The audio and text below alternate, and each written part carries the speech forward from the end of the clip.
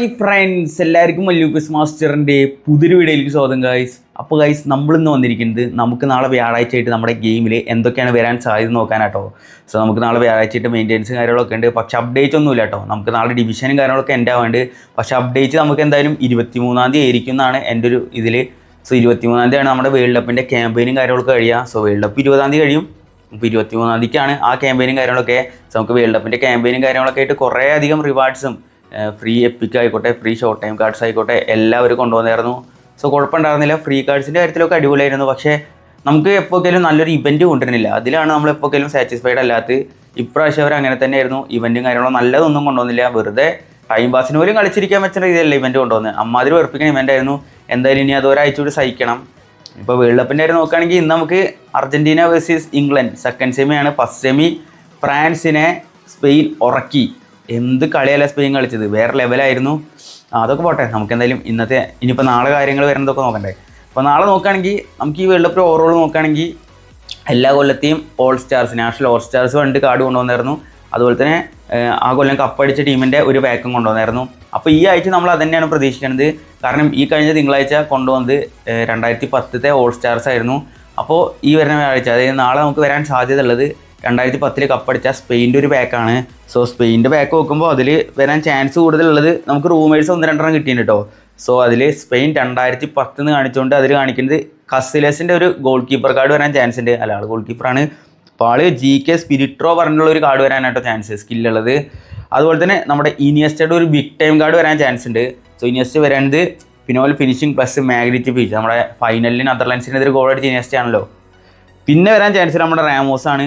2010 Ramos അറിയാലോ, ഏറ്റവും കൂടുതൽ ഡ്രിബിൾ കംപ്ലീറ്റ് ചെയ്ത് റൈറ്റ് ബാക്കിൽ പോയിട്ട് ആളന്നെയാണ് ഏറ്റവും കൂടുതൽ ഡ്രിബിൾ കംപ്ലീറ്റ് ചെയ്ത് 2010. സോ ചെങ്ങായി വരുന്ന skill aerial fort plus long റീടാക്കിളാണ്. ആൾ വരുന്നത് എപ്പിക് കാർഡായിട്ട് തന്നെ കേട്ടോ. സോ ഈ 3 കാർഡിൻ്റെ ഒരു പാക്ക് കാണിക്കുന്നുണ്ട്. എന്തായാലും ഒരു കിഡിലൻ പാക്ക് തന്നെ ആയിരിക്കും, കാരണം കംപ്ലീറ്റ് ഒരു പാക്കേജ് തന്നെയാണ് സ്പെയിൻ്റെ. ഇനിയിപ്പോൾ വേറൊരു റൂമർ കാണിക്കുന്നത് അതിൽ ഇനിയസ്റ്ററിന് big time phenomenal pass plus phenomenal finishing ആണ്. പിന്നെ കാണിക്കുന്നത് നമ്മുടെ ഡേവിഡിയോ ആണ്. സോ ഡേവിഡിയോ കാണിക്കുന്നത് ബ്ലിറ്റ്സ്കേഡ് പ്ലസ് ഫിനോൽ ഫിനിഷിങ് എപ്പിക് കാർഡാണ്. അതുപോലെ തന്നെ കസിലസും ഉണ്ട് അതിൽ.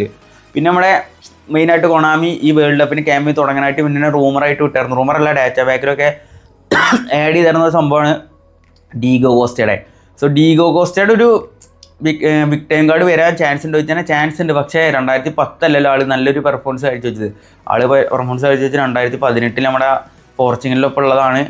പിന്നെ അവർ റൗണ്ട് ഓഫ് 16 തന്നെ പൊട്ടിപ്പോയി റഷ്യയുടെ ഒപ്പം.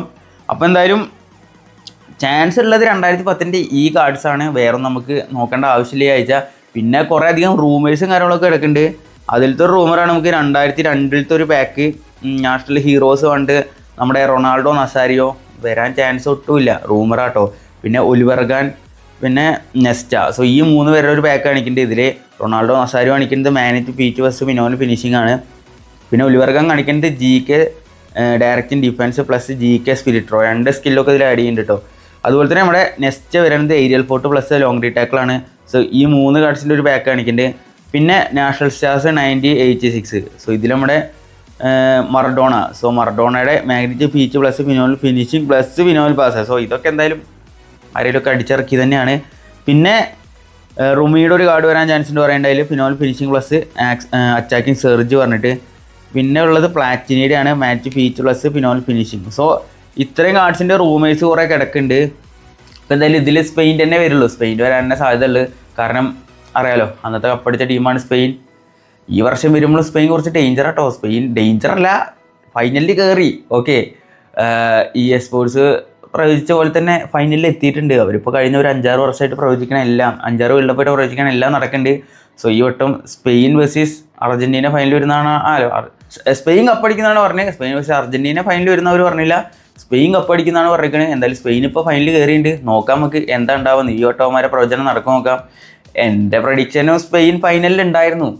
അപ്പുറത്തെ ഭാഗത്ത് ബ്രസീലായിരുന്നു. ബ്രസീൽ പക്ഷേ റൗണ്ട് ഓഫ് 16 തന്നെ പോയി.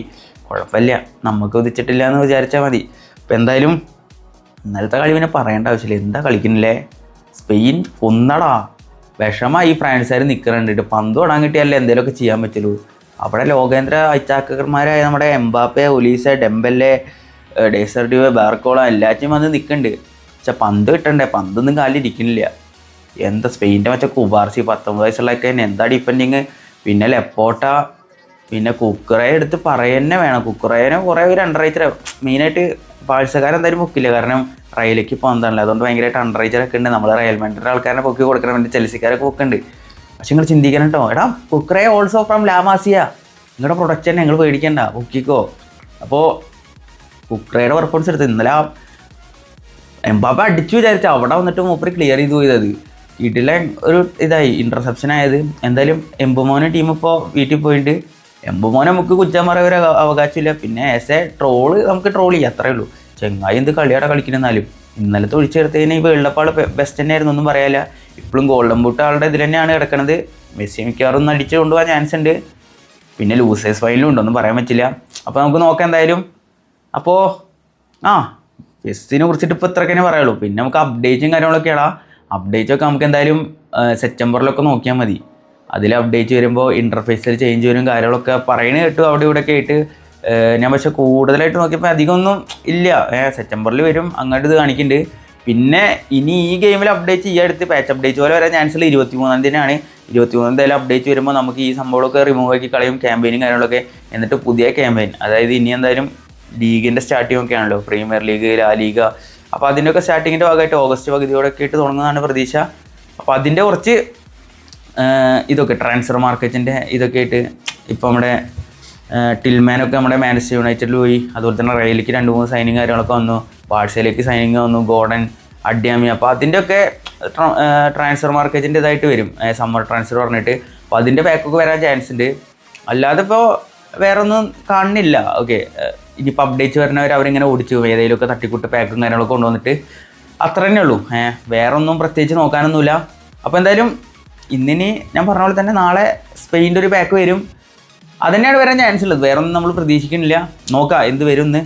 അതുപോലെ തന്നെ ഇന്നത്തെ കളി ആര് ജയിക്കുന്നത് താഴെ കമൻറ്റ് ചെയ്തിട്ടോ ഗൈസ്. അതുപോലെ തന്നെ ഫൈനലിൽ ആര് ജയിക്കുന്നൊക്കെ ജസ്റ്റ് താഴെ കമൻറ്റ് ചെയ്യും. അപ്പോൾ എന്തായാലും ഇന്നത്തെ വീഡിയോ ഇത്രയുള്ളൂ. വിഷ് ലൈക്ക് ചെയ്യുക, ചാനൽ സബ് സപ്പോർട്ട് ചെയ്യുക. അപ്പോൾ നമുക്ക് അടുത്ത വീഡിയോയിൽ വീണ്ടും കാണാം. അതുവരയ്ക്കും ബൈ.